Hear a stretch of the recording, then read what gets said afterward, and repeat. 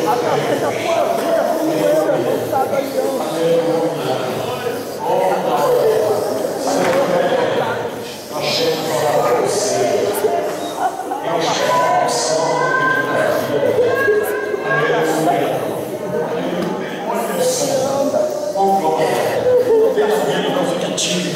É hoje que a gente abençoa. É hoje que Ele quer dar a história. Se nem preparar, nós queremos orar. Aleluia.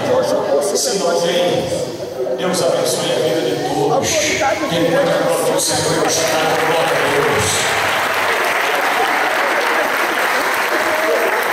Glória a Deus. Amados, a paz do Senhor.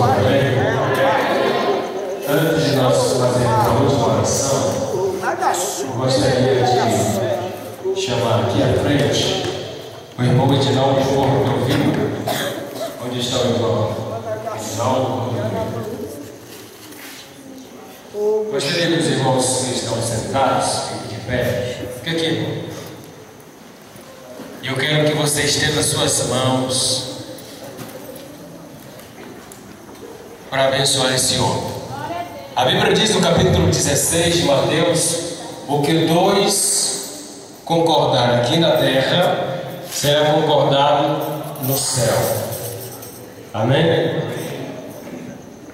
E nós vamos concordar com a bênção que Deus já prometeu para o irmão, e nós vamos concordar com ele nessa manhã, no nome do Senhor Jesus.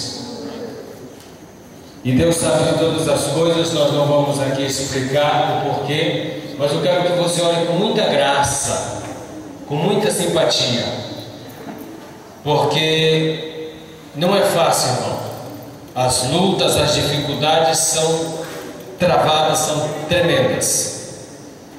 E Deus tem usado esse irmão para abençoar a vida espiritual de muita gente, através desse lugar, através desse trabalho, através dessa vigília.